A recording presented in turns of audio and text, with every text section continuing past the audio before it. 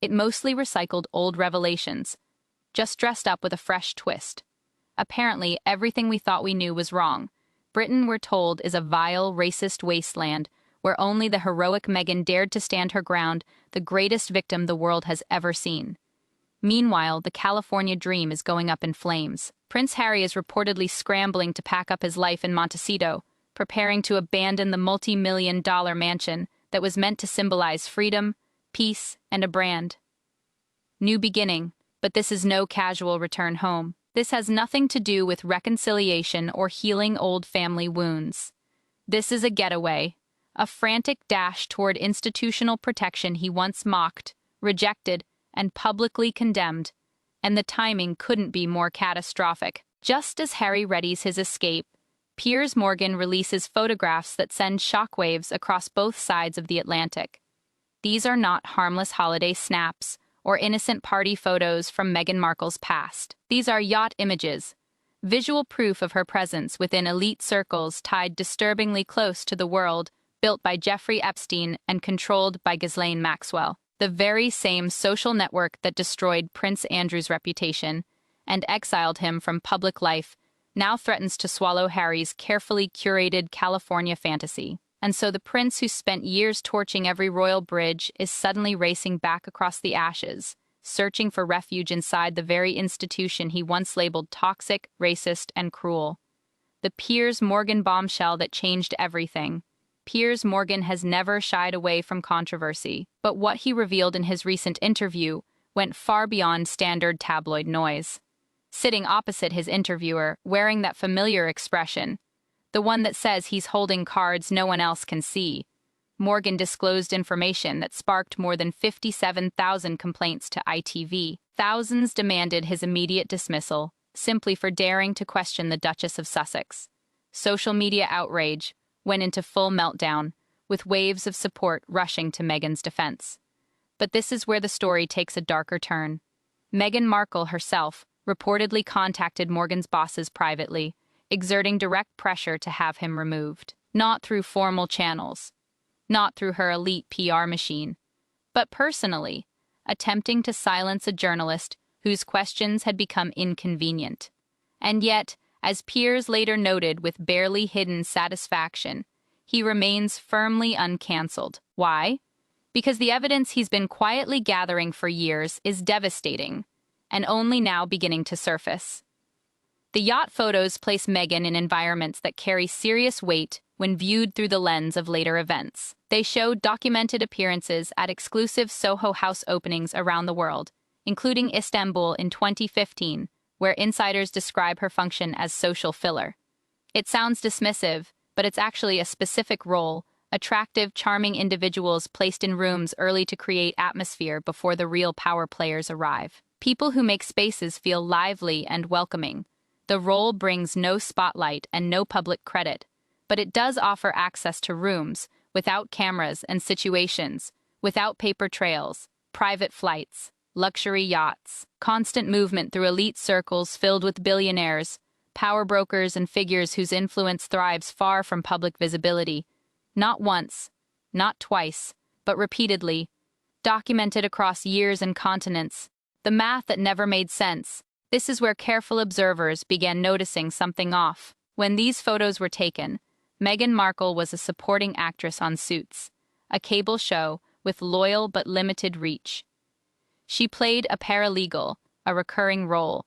Yes, but hardly one commanding superstar paychecks. Industry estimates suggest her income would have been comfortable, but nowhere near enough to support the lifestyle she appeared to be living. A modest six-figure salary from cable television does not cover private international flights, Mediterranean yacht appearances, five-star hotels across Europe, and non-stop access to exclusive events filled with the world's richest people.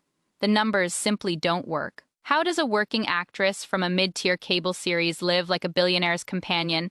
Where did the money come from?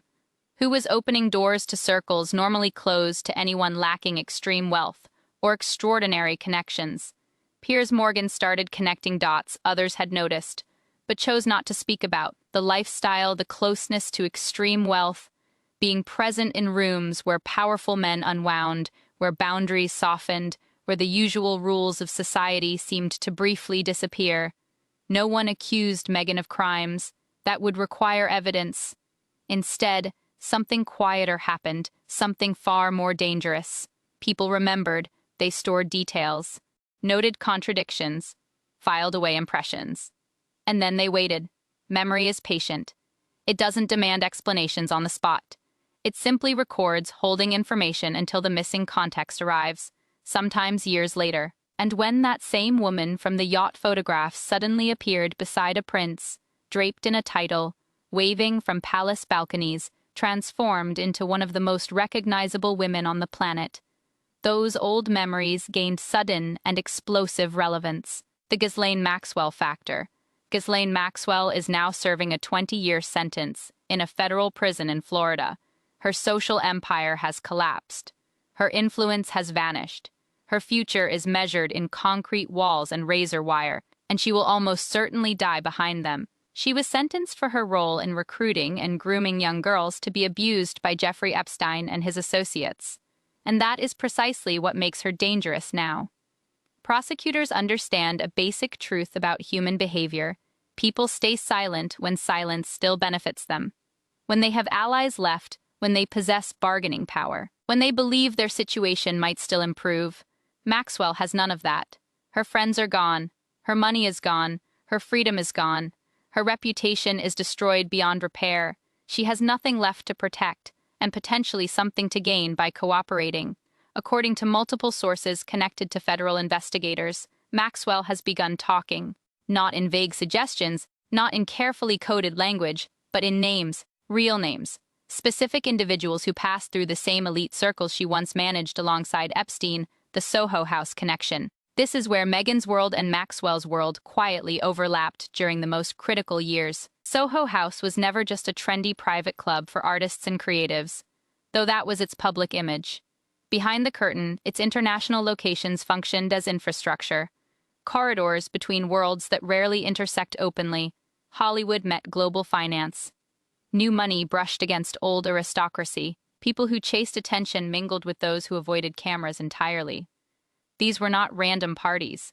They were curated environments, engineered to feel electric and alive, the moment powerful guests arrived, the right mood, the right faces, the correct balance of beauty, charm, and discretion. And Meghan Markle was flown around the world to be one of those faces, one of the people creating the atmosphere that made influential men feel relaxed, welcomed, and generous. The Virginia Giuffre connection.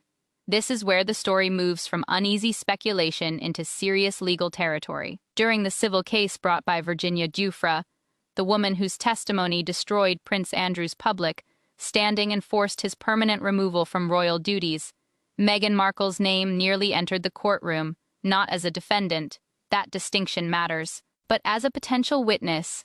Witnesses are not accused of crimes. They are simply people believed to have seen something, heard something, or been present during moments that later become legally significant. According to court, related positioning that surfaced during discovery, investigators considered calling Meghan for 3 specific reasons. First, she lived in the United States, making jurisdiction simple and avoiding international legal complications. Second, she was described as a close associate of Prince Andrew during a period that overlapped with the alleged abuse. Third, she was believed to have moved within Jeffrey Epstein's broader social environment during years when criminal activity was actively taking place. In the end, she was never called. The case settled before testimony became necessary, but the significance was never in the outcome. It was in the fact that seasoned federal investigators, armed with subpoena power, examined Meghan's history, and concluded there was something substantial enough to question under oath. You don't nearly become a witness in a federal sex trafficking case by accident. That miss should have been a glaring warning to anyone paying attention. Instead, it was buried beneath non-stop coverage of royal wedding preparations and fairy tale romance headlines. Now, years later, with Maxwell speaking from prison and Piers Morgan releasing photographic evidence, that almost testimony no longer looks like a coincidence. It looks like a bullet dodged temporarily, but never truly escaped. As the yacht scandal explodes across media platforms on both sides of the Atlantic, Montecito itself has become effectively unlivable for the Sussexes. This isn't a single setback, it's a full-scale collapse, multiple disasters unfolding simultaneously, each one intensifying the next. Their wealthy neighbors have completely shut them out. Charity invitations have stopped. Dinner parties that once included them now quietly leave their names off the guest list. The high-end cafes and boutiques that initially rolled out the red carpet have turned cold. Uncomfortable spaces where Meghan reportedly feels scrutinized instead of admired. One local resident, speaking anonymously, summed it up bluntly. This town already has real celebrities who don't drag international chaos everywhere they go. We value privacy. We value discretion. We value people who add something positive. The Sussexes brought cameras, controversy, and non-stop drama. They're not welcome anymore. The social isolation is brutal, but the financial pressure is worse. Netflix, the company that handed them a deal worth over $100 million, is quietly pulling the plug. Executives are livid that the promised slate of content never truly materialized. The documentary series devolved into a public grievance marathon that pushed viewers away instead of building sympathy. Every project that followed either collapsed or disappeared into development limbo. Industry insiders say Netflix has no interest in giving them more chances. The relationship is effectively beyond repair. One entertainment executive put it mercilessly. The data doesn't lie. Harry and Meghan don't deliver engagement or retention anywhere near what that kind of investment requires. They're basically toxic to the brand. Then there's the Arkwell staff collapse, a textbook case of organizational failure. 11 people. 11 seasoned professionals who relocated their lives to help build what was supposed to become the Sussex empire. All gone, one after another. That includes James Holt, the executive director, who featured prominently in their Netflix series and moved his family from the UK to help launch the operation. He stayed just long enough to realize the project was fundamentally broken, then quietly walked away. The head of public relations lasted exactly 7 months. 7. In nonprofit and communications circles, exits that fast only mean one thing. The workplace is unbearable, the leadership is dysfunctional, or both. The financial squeeze is now impossible to hide. The Montecito estate alone cost $14 million. Property taxes run into the 6 figures every year. Security costs climb into the millions annually just to maintain the level of protection they insist on. Their lifestyle demands massive, constant cash flow, and that money is drying up. Spotify collapsed spectacularly, with executive Bill Simmons publicly labeling them grifters on his way out. Netflix is finished. Book deals and speaking tours are fading as public interest drops and backlash grows. Multiple sources say Meghan is now actively scouting exit options. Texas keeps coming up. No state income tax is attractive. Several European countries are being considered as well, especially those with favorable tax structures and strong privacy protections for wealthy residents. She wants out of the community that has rejected her so completely. But here's the problem. No relocation can fix. Piers Morgan's yacht photos are already everywhere, circulating globally across every major platform, and Ghislaine Maxwell's testimony from prison doesn't care which state you choose, which country you hide in, or how many lawyers you retain. The pregnancy controversy that refuses to disappear. As the yacht images spread and scrutiny of Meghan's past intensifies by the day, Morgan's earlier claims about pregnancy inconsistencies are resurfacing with renewed force. Because if the yacht story demonstrates a carefully manufactured public persona that doesn't align with documented reality, what else was performance instead of truth? The inconsistencies Morgan pointed out years ago are now being re-examined as part of a larger pattern, not isolated moments, and viewed together. The picture is deeply unsettling. Catherine, Princess of Wales, stood outside the Lindo wing just hours after giving birth, in heels, hair styled flawlessly. Her makeup was immaculate, her newborn in her arms, presented to the world without hesitation. 3 separate times, Catherine honored royal tradition with complete openness, sharing those moments with the public that supports the monarchy. Meghan, by contrast, turned pregnancy into a puzzle, a story whose plot shifted with every chapter, replacing what should have been simple celebration with confusion and doubt. One week, the baby bump was unmistakable, full, rounded, impossible to deny. She held it constantly, both hands cradling her stomach in that familiar pose pregnant women instantly recognize. Her movements were slow, deliberate, exaggeratedly careful, as if she were carrying something fragile that could be damaged by the slightest misstep. Then, just days later, sometimes within the same week, photographs showed something very different. The bump appeared noticeably smaller, flatter, positioned differently on her body. Even more striking were the changes in how she moved. In some clips, Meghan walked cautiously, hands guarding her stomach. Every step measured. In others, from nearly the same time period, she was striding upstairs, spinning easily, bending without effort, moving with no visible limitation at all. These weren't gradual changes over months, the way pregnancy normally progresses. They were dramatic shifts within days, sometimes within hours. One public appearance showed a woman so heavily pregnant she could barely move comfortably. The next day, she was practically acrobatic, in 5-inch stilettos. Then came claims widely circulated during the pregnancy, and never clearly denied, involving internal palace scheduling documents. As with all working royals, Meghan's movements were allegedly logged for security and logistics. Hospital appointments were reportedly recorded on specific dates. The problem: on several of those same days, Meghan was photographed by multiple independent outlets attending public events across London. Not nearby, not within tight scheduling margins, entire days where official paperwork placed her in one location, while photographic evidence showed her somewhere else entirely. You cannot occupy two places at once. Pregnancy timelines aren't flexible. They don't bend to convenience. Either the documents were falsified for reasons never explained, or public appearances were staged while Meghan attended medical appointments in secret. Neither explanation makes sense. Neither reflects well on anyone involved. And then came the detail that unsettled even people who had defended her: the home birth plan that vanished. Through palace sources, Meghan had shared her wish to give birth privately at Frogmore Cottage, natural, personal, far from hospitals and media spectacle. The public accepted this without hesitation. Many women choose home births. Nothing about it seemed suspicious.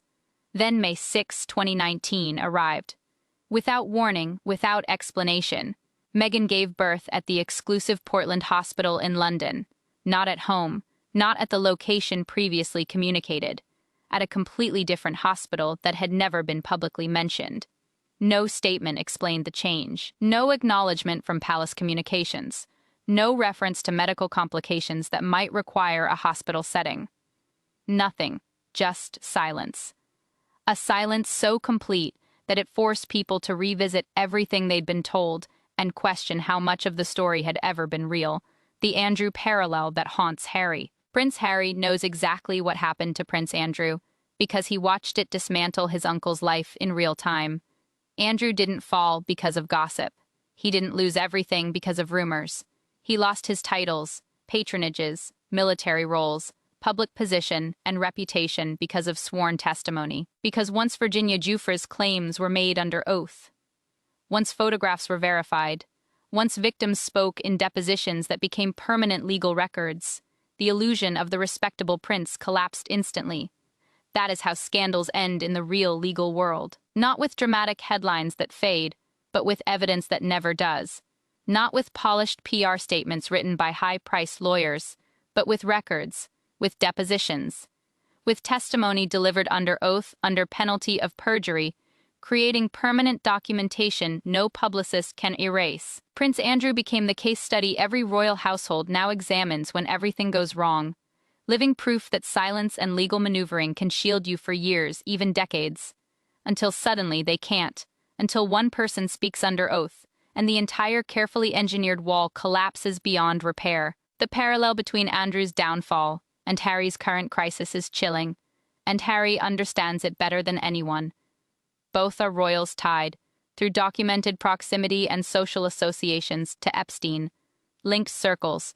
Both moved through environments where lines blurred and powerful people operated with little accountability. Andrew was explicitly named in Virginia Giuffre's sworn testimony, creating a legal record that exists forever, regardless of settlements or strategic damage control.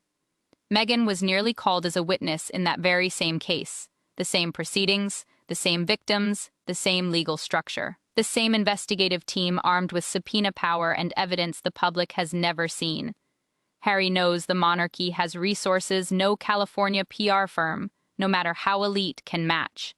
Lawyers trained to make disasters quietly disappear instead of detonating in public.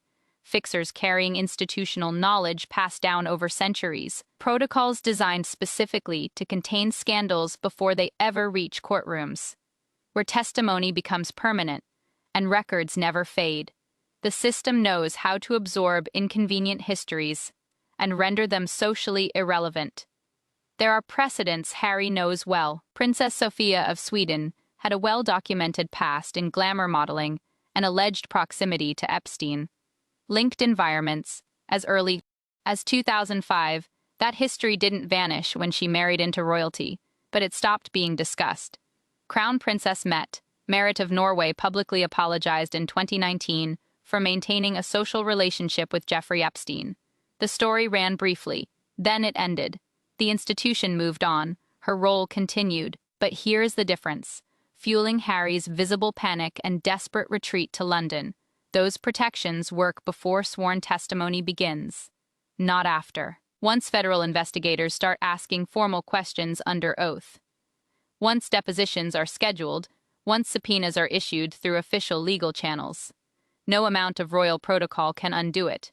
And that leads to the question looming over everything. The question shadowing this entire collapse. The question that appears to be driving Harry's frantic exit from Montecito and his flight back toward institutional shelter. What did you know about your wife's past? And when did you know it? If Harry knew about the yachts, the Epstein connections, the elite party circuit, the unexplained funding behind a cable actress's luxury lifestyle, and helped bury or downplay it, then he becomes complicit in a cover-up that leaves him legally exposed and morally compromised. If he didn't know, if he married blindly, failed to investigate, or was deliberately misled about the woman he brought into the royal family, then he walked straight into a catastrophe, now threatening everything he built in California, and possibly his relationships with his children and what remains of his family. Either way, the fairy tale is over. Either way, he now needs the protection of the same institution he spent years publicly condemning as toxic, racist, and cruel. The institution he blamed for his mother's death. The system, he said, shattered his mental health. The family he accused of abandoning him in his darkest hours. That same institution is now his only shield against what's coming, and he knows it. That's why he's running. That's why Montecito is being abandoned. That's why the California dream, sold as freedom and authenticity, is burning to the ground as he escapes. The silence that follows is deafening. The pile of evidence has grown too large for any reasonable person to dismiss. Piers Morgan's yacht photographs placing Meghan inside elite circles, linked to Epstein's social network. Ghislaine Maxwell's prison testimony, naming people who moved through those same environments. Harry's frantic retreat toward institutional protection in the UK. The pregnancy inconsistencies that were never properly clarified. Birth announcements drafted like corporate product launches instead of intimate family moments. The Buckingham Palace timing disaster that made the monarchy look chaotic and unprepared. The total collapse of Arkell's staff, suggesting that working for the Sussexes is professionally unbearable. And through all of it, one detail stands out as the most damaging of all: the silence. Meghan's response to every specific allegation has been nothing. No statements from her lawyers, no spokesperson offering explanations, no famous friends rushing forward with heartfelt defenses, no legal threats against Piers Morgan or the outlets repeating these claims. Nothing. From someone who once sued newspapers over unflattering coverage involving her father, who had friends regularly briefing sympathetic journalists on her behalf, who personally contacted Piers Morgan's employers to pressure them into firing him for asking uncomfortable questions. This silence is devastating, because in the court of public opinion, silence doesn't look like dignity. It looks like inability to deny. It looks like avoiding questions that have real, uncomfortable answers. To millions watching, it looks exactly like guilt. Harry's reaction is even more telling. He isn't speaking, he's running straight back to the institution he spent years attacking and humiliating. The man who built his post-royal identity around fighting false narratives and protecting his family from the media is saying nothing while detailed allegations about his wife's past spread across the globe. If someone were telling provable lies about your spouse's connection to Epstein's world, wouldn't you be the first demanding retractions? Wouldn't your lawyers already be at work? Wouldn't you defend your partner publicly and forcefully? Instead, there is only silence, and a flight to London, and the lawyers who specialize in making inconvenient scandals disappear quietly. The reckoning. The pattern is now unmistakable.